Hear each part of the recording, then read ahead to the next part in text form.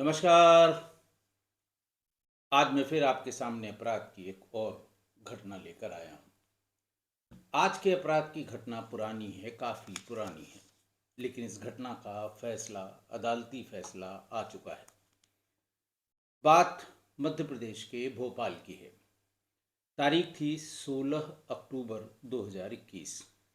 सुबह सुबह 9 बजे एक महिला भोपाल के थाना कोलार पर आई बदहवास सी, और उसके साथ में दो लोग और थे। महिला ने आते ही प्रभारी थाना अधिकारी, प्रभारी निरीक्षक, एसएचओ, बहुत से नाम हैं अलग अलग जगहों पर, उनसे ये बताया कि उनकी लड़की नैना पासवान वो बीती रात यानी 15 अक्टूबर 2021 को रात करीब 9:30 बजे घर से निकली थी। ये बताकर निकली थी कि वो दादी के यहाँ नारियल खेड़ा में माता रानी की झांकी देखने जा रही है, और अगर देर होगी तो रात में दादी के यहाँ ही रुक जाएगी और कल तक आएगी। माँ ने बताया कि मैंने रात करीब 10 बजे के आसपास उससे पूछा, फ़ोन किया और ये कहा कि तुम कहीं मत रुकना, रात में आ जाना 10 बजे तक झांकी देखना और वहाँ से आ जाना। 11 बजे फिर उसने मिलाने की कोशिश की फ़ोन, तो मोबाइल स्विच ऑफ आया। दादी के यहाँ जानकारी की तो पता लगा वहाँ नहीं आई थी। पूरी रात जगती रही, ढूंढती रही, लेकिन बेटी का कोई पता नहीं लगा। बहरहाल पुलिस ने उनकी गुमशुदगी दर्ज कर ली। पुलिस की टीमें घर के आसपास गईं। कितने बजे निकली, कब निकली, क्या पहने थी, क्या करती थी, दुनिया भर के सवाल पुलिस ने पूछे और फिर कहा कि ठीक है, आप भी ढूंढिए और हम भी ढूंढते हैं, हम जल्दी ही इसका पता लगा लेंगे। फिर उसके बाद अगले दिन ही यानी 16 को ही, यानी 15 को गायब हुई थी, 16 को उसने गुमशुदगी लिखाई और 16 को ही उसने पुलिस ने एक स्कूटी बरामद की जली हुई, और उस स्कूटी की नंबर प्लेट थोड़ी दूर पर पड़ी हुई थी। प्यूपिल्स मॉल के सामने सुनसान इलाके में ये संदिग्ध गाड़ी खड़ी थी जिसमें आग लगी हुई थी। पुलिस टीम मौके पर पहुंची तो मंजर उसका हैरान करने वाला था। एक्टिवा स्कूटी थी, पूरी तरह जलकर राख हो चुकी थी, ढांचा काला पड़ चुका था और आसपास जले हुए प्लास्टिक की तीखी गंध फैल रही थी। तभी दूर थोड़ी एक नंबर प्लेट उस स्कूटी की मिली। उसके आधार पर पुलिस ने मालिक के बारे में जानकारी की और रजिस्टर्ड मोबाइल फ़ोन पर कॉल किया तो उधर से आवाज़ आई कि मैं शिखा यानी नैना पासवान का पिता हूँ। उन्होंने बताया कि ये गाड़ी मेरी बेटी नैना की है, मतलब ये रजिस्ट्रेशन नंबर गाड़ी का मेरी बेटी की है। अब पुलिस को ये समझ में आ गया कि ये साधारण गुमशुदगी नहीं है। पुलिस सामान्य रूप से यही कहती है कि लड़की थी, बड़ी हो गई, बालिग है, चली गई होगी किसी के साथ, आप ढूंढिए या बताइए वो किसके साथ जा सकती है, हम उसको ढूंढ कर निकालेंगे। लेकिन जैसे ही ये जली हुई स्कूटी मिली तो पुलिस के भी कान खड़े हो गए और फिर ये आसपास काफ़ी तलाश किया गया कि आखिरकार गाड़ी तो यहाँ खड़ी है नैना पासवान की, वो कहाँ पर है, लेकिन उसका कुछ भी पता नहीं लगा। उसका आसपास कहीं कुछ भी पता नहीं लगा। पड़ोस के ज़िले सीहोर में अगले ही दिन बुधनी मिडघाट के जंगलों में एक और पुलिस को सूचना मिली कि एक युवती का शव संदिग्ध हालत में एक मंदिर के पास मिला है। स्थानीय पुलिस मौके पर पहुंची, लाश को देखा। लाश को देखते ही ये समझ गया कि इसकी बहुत ही निर्मम हत्या की गई है। युवती के शरीर पर गंभीर चोटों के निशान, किसी भारी चीज से किया गया वार, चेहरा बुरी तरह से कुचला हुआ और स्पष्ट था कि ये मौत सामान्य मौत नहीं है, लेकिन बल्कि बेहद क्रूर और बर्बर हत्या है। बुधनी थाना पुलिस ने फौरन अज्ञात आरोपी के विरुद्ध हत्या का अपराध दर्ज किया और शव के पहचान की प्रक्रिया शुरू कर दी। आसपास के जिलों से, आसपास के थानों से गुमशुदा लोगों की सूचना मंगाई जाने लगी और जैसे ही भोपाल में ये सूचना प्रचलित हुई और उसकी फ़ोटो जो पुलिस ने, बुदनी पुलिस ने, सीहोर की बुदनी पुलिस ने जो उसकी फ़ोटो जारी की थी व्हाट्सएप के ज़रिए, जब उसके परिजनों तक पहुंची तो तस्वीर देखते ही घर वाले उसकी पहचान कर पाए। लाश के हाथ पर ओम और रजत टैटू बना हुआ था। उसको देखते ही घर वालों ने पुष्टि की कि ये लाश उनकी बेटी नैना की है। पूछने पर यह पता लगा कि रजत उसके पति का नाम है और उससे इस समय मुकदमा चल रहा है। वो एक दूसरे से अलग हो चुके हैं और दोनों अलग अलग रह रहे हैं। परिजनों ने यह भी बताया कि मार्च 2021 में नैना की रजत कैथवास नाम के एक लड़के से शादी हुई थी और ये लव मैरिज थी। एक दूसरे के पसंद के आधार पर ये शादी की गई थी और परिवारों की रजामंदी से ही ये शादी हुई थी। तो फिर पुलिस को लगा कि हो सकता है रजामंदी से शादी होने के बाद, अलग होने के बाद, मायके में रहने के कारण कोई और दूसरा कारण हो रहा हो। लोगों ने बताया फिर कैसे अलग हुए। तो शुरुआत में सब कुछ ठीक था और वो चूँकि ब्यूटी पार्लर चलाती थी, ब्यूटिशियन का कोर्स कर रखा था नैना पासवान ने। रजत उससे अक्सर ये कहता था, जैसा घर वालों ने बताया, कि तुम्हें नौकरी करने की या ब्यूटी पार्लर चलाने की कोई ज़रूरत नहीं है। मैं इतना पैसा मेरे पास है कि तुम्हें ये सब करने की ज़रूरत नहीं है। फिर भी नैना पासवान ये कहती थी कि नहीं, मैं अपने पैरों पे खड़ा होना चाहती हूँ, आत्मनिर्भर होना चाहती हूँ। इसी चीज़ को लेकर दोनों में आए दिन विवाद होने लगा। नैना की करीबी दोस्त श्वेता ने पुलिस को बयान दिया कि रजत का व्यवहार धीरे धीरे बदलता जा रहा था। वो नैना के साथ अब मारपीट भी करने लगा था। जो प्रेम विवाह कभी दोनों की खुशी का कारण था, अब तनाव और डर से दोनों के रिश्ते खराब हो चुके थे। यही वजह है कि दोनों कुछ समय से अलग रह रहे थे।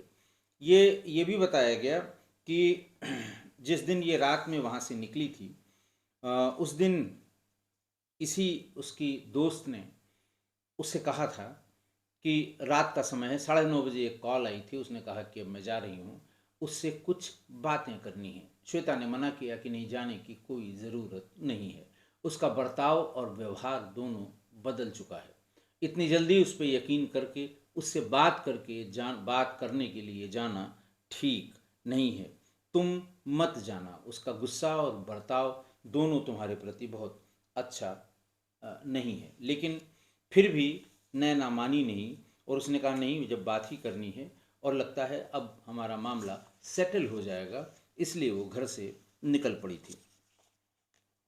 तो खैर अब उसकी हत्या हो चुकी थी और पुलिस कोशिश ये कर रही थी कि ये कैसे वहाँ तक पहुँची, कौन साथ में गया था, किसने ये हत्या की होगी।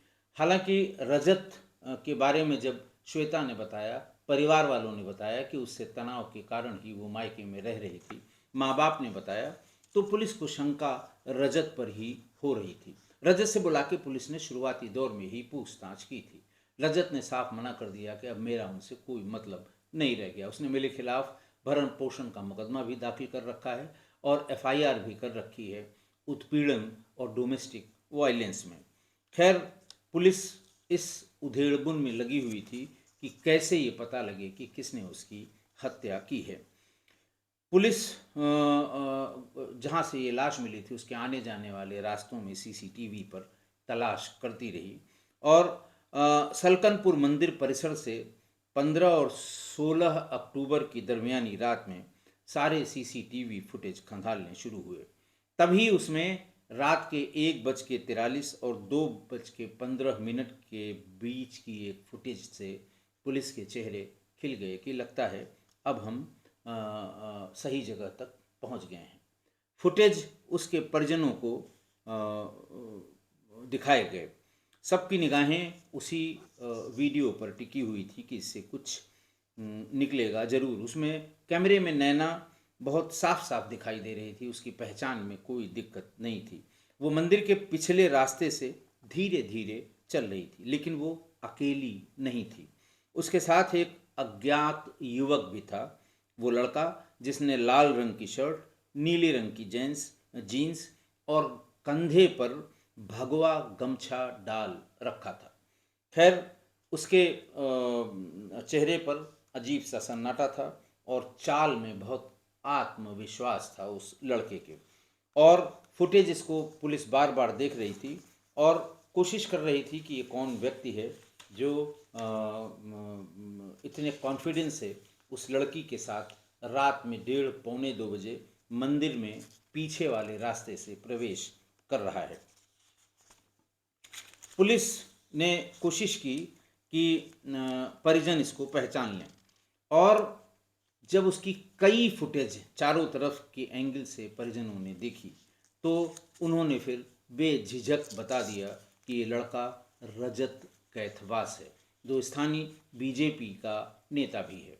इसीलिए उसने कंधे पर या गर्दन पर एक भगवा रंग का गमछा भी डाल रखा है। फिर बताया गया कि इसी से उसकी शादी हुई थी, जो मार्च 2021 में, और फिर इसी से उसका विवाद हुआ था। मार्च 2021 में इसी से शादी हुई थी, लव मैरिज थी, और फिर उसी से विवाद हुआ। विवाद के कारण दोनों अलग अलग रह रहे थे। नाम सामने आते ही कहानी की कड़ियाँ पुलिस ने एक दूसरे से जोड़ना शुरू किया। भोपाल पुलिस ने तुरंत रजत कैथवास को हिरासत में ले लिया। शुरुआती पूछताछ में उसने एक मंझे हुए अपराधी की तरह अपनी सफाई देनी शुरू की कि अपने आप को वो बेगुनाह बताता रहा। उसने हर सवाल का जवाब बड़ी सफाई से दिया। जैसे जैसे सवाल और गहरे होते गए, उसके आंखों का ठहराव टूटने लगा। उसके चेहरे पर बेचैनी साफ साफ झलक रही थी। मामले की गंभीरता देखते हुए पुलिस उसे अपने साथ ले गई, जगहों की और बाकी चीज़ों को तस्दीक करने के लिए। रजत ने फिर जब ज़्यादा बातचीत शुरू हुई, या यूं कहें कि जब शुरू हुआ विशिष्ट श्रेणी की पूछताछ, तो फिर उसने अपने लहजे में धीरे धीरे कांपते होठों से अपनी बात, पूरी कहानी उस रात की बताई। उसने कहा कि हम दोनों सलकनपुर मंदिर से लौट रहे थे। रास्ते में मैंने लघुशंका आने का बहाना बनाकर बुदनी के गड़रिया नाला NH 69 मिडघाट के पास एक अधूरे बने कमरे के पीछे गाड़ी रुकवा दी। वहीं हमने उसको मारना शुरू किया। मैं पहले से चाकू लेकर आया था, और जब वो बहस कर रही थी मेरे मारने के बाद भी, मैंने चाकू निकाला और नैना के पेट में दाईं तरफ वार कर दिया। वो दर्द से चीखती हुई जमीन पर गिर गई, लेकिन उसके बाद भी मैं रुका नहीं। चाकू से उसके शरीर पर मैंने कई बार किए, जब तक कि उसकी सांसें थम नहीं गईं। उसके आगे बताया कि मरने के बाद मैंने शव को पास की झाड़ियों में घसीटा और पत्थरों के बीच छिपा दिया। चाकू को कुछ दूरी पर पुलिया के पास जंगल में फेंक दिया। पुलिस ने पूछा कि कारण क्या था, किस वजह से ये हत्या की गई। उसने बड़ा चौंकाने वाला खुलासा किया। उसने कहा कि नैना ने भोपाल की अदालत में मेरे खिलाफ भरण पोषण का केस दर्ज कराया था। एक तो उसने भरण पोषण का केस दर्ज कराया था, दूसरा उसने पुलिस में भी महिला उत्पीड़न की शिकायत की थी, डोमेस्टिक वायलेंस की शिकायत की थी। ये दोनों ही केसेस मेरे विरुद्ध चल रहे थे, जिससे मेरी सामाजिक प्रतिष्ठा को हानि पहुंच रही थी। लोग मुझसे बार बार यही सवाल पूछते थे कि क्या हुआ, तुम्हारी तो लव मैरिज थी। इसके अलावा भी मेरा जो राजनीतिक ग्राफ था, इस घटना की वजह से धीरे धीरे नीचे आने लगा। वो धमकी, उसने कहा कि फिर वो उसको पहले उस पर दबाव बनाता रहा। रजत ने कहा कि मैंने बहुत दबाव बनाया कि ये केस वापस ले लो, वापस ले लोगी तो फिर हम तुम फिर एक साथ रहने लगेंगे, हम तुमको अपने साथ रखेंगे। लेकिन वो मान नहीं रही थी। थोड़े दिनों तक समझाने के बाद रजत ने उसको धमकाना शुरू किया कि केस वापस ले लो वरना अंजाम अच्छा नहीं होगा। लेकिन नैना ने किसी भी तरह से झुकने से इनकार कर दिया और उसने कहा, मैं अपने हक के लिए ये कानूनी लड़ाई लड़ रही हूँ और ये लड़ाई मैं लड़ती रहूँगी। इसी बात से रजत बहुत नाराज हुआ।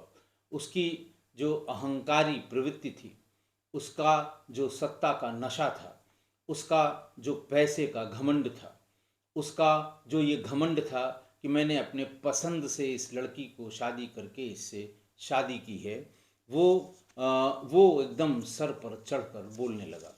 उसे लगा कि मेरी सत्ता को, मेरे विश्वास को, मेरी मेरी दबंगई को इस लड़की ने चुनौती कैसे दे दी। और न तो वो भरण पोषण देने को तैयार था, न ही उसकी स्वतंत्रता बर्दाश्त कर पा रहा था कि कैसे उसकी हिम्मत पड़ी मेरे खिलाफ अदालत में जाने की। अदालत का नोटिस और समाज में बदनामी का डर, उसके भीतर प्रतिशोध की आग हवा देने लगी। तो पुलिस के अनुसार इसी मानसिक तनाव और नफरत में उसने हत्या करने की खौफनाक साजिश रच डाली। नैना के पिता शारदा पासवान ने इस मामले में और भी सनसनीखेज आरोप लगाया, जिसकी पुलिस ने जांच की और इसे सही पाया। उन्होंने बताया कि ये रिश्ता प्यार की बुनियाद पर नहीं बना था। दोनों में कोई इस तरह के प्यार वाली बात नहीं थी, बल्कि ये ब्लैकमेलिंग पर टिका हुआ एक रिश्ता था। नैना की दादी का घर नारियल खेड़ा में था और रजत के घर के पास ही नैना की दादी का घर भी था। नैना जब भी दादी के घर जाती थी, रजत से उसकी मुलाकात होती थी। धीरे धीरे दोस्ती हो गई और दोनों एक दूसरे के बहुत नज़दीक आ गए। पिता का आरोप था कि भाजपा नेता रजत कैथवास ने मेरी बेटी का अश्लील वीडियो बना लिया था और उसी अश्लील वीडियो की ब्लैकमेलिंग पर वो उस पर शादी का दबाव बना रहा था। और नैना ने मना किया तो उसने कहा कि ये वीडियो मैं सोशल मीडिया में वायरल कर दूंगा, तुम्हारी ज़िंदगी खराब हो जाएगी। सीधे सीधे मेरा कहना मान लो, दोनों परिवार बैठ के बात करेंगे और हमसे शादी कर लो। पिता का ये आरोप बहुत संगीन और सनसनीखेज था। हालांकि जांच के बाद ये आरोप कुछ हद तक सही भी पाया गया। रजत कैथवास उस समय भारतीय जनता युवा मोर्चा के शाहजहानाबाद मंडल का उपाध्यक्ष था। अपनी राजनीतिक पहुंच और वीडियो के दम पर उसने नैना को शादी के लिए मजबूर कर लिया। एक और गवाह जिसने न्यायालय में इसकी गवाही दी, उसने ये बताया कि उसने नैना और रजत को घटना वाले दिन रात में 9 बजे एक साथ देखा था। पति के घर से निकाले जाने के बाद नैना ने हार नहीं मानी थी। उसने अपने अधिकारों की लड़ाई के लिए कानूनी प्रक्रिया शुरू कर दी, भरण पोषण के लिए अदालत में केस दायर किया और पुलिस में शिकायत भी दर्ज कराई। इसी वजह से रजत बहुत नाराज हुआ, क्योंकि उसका कहना था कि उसकी सामाजिक प्रतिष्ठा इसी कारण से, पत्नी के या नैना के इस व्यवहार के कारण खराब होती जा रही थी। लेकिन नैना अपने फैसले पर अडिग थी। एक दूसरे गवाह विजय आर ने पुलिस को बताया कि उसने 15 अक्टूबर की रात 9 बजे नैना और रजत को एक साथ देखा था। उससे बाद में पता चला कि नैना का मर्डर हो गया, हत्या हो गई। ये बयान रजत के खिलाफ एक मजबूत सबूत था। विजय ने कहा कि विजय ने यही बताया कि इस तरह से मैंने इतने बज के इतने मिनट पे देखा, कौन क्या पहना हुआ था ये भी बताया और सारा बयान अदालत में पढ़कर उसका सुनाया गया। अदालत में अपने बचाव में रजत कैथवास ने एक झूठी कहानी गढ़ी। उसने कहा कि घटना वाले दिन वो मौके पर मौजूद ही नहीं था, बल्कि वो अपने घर पर था। उसने अपनी बहन की गवाही अदालत में दिलवाई। उसकी बहन नीलम वर्मा ने भी भाई को बचाने के लिए झूठी गवाही दी। नीलम ने कहा कि रजत मेरा सगा भाई है। 15 अक्टूबर को हमारे पिता की तबीयत खराब थी। वो रात 8 से 9 बजे आया और खाना खाकर सो गया। वो पूरी रात घर पर ही रहा था। उसने ये भी कहा कि 16 अक्टूबर की सुबह जब रजत काम पर जा रहा था तब निषादपुरा थाने से फ़ोन आया था और वो थाने चला गया था। उसके बाद पुलिस ने उस पर झूठा केस लगाकर उसे गिरफ्तार कर लिया और जेल भेज दिया गया। लेकिन अभियोजन पक्ष के सबूतों, सीसीटीवी फुटेज, गवाहों के बयान और खुद रजत के कबूलनामे के सामने ये झूठी कहानी टिक नहीं सकी। मामले की सुनवाई पूरी हो गई और अदालत ने अपना फैसला भी सुना दिया।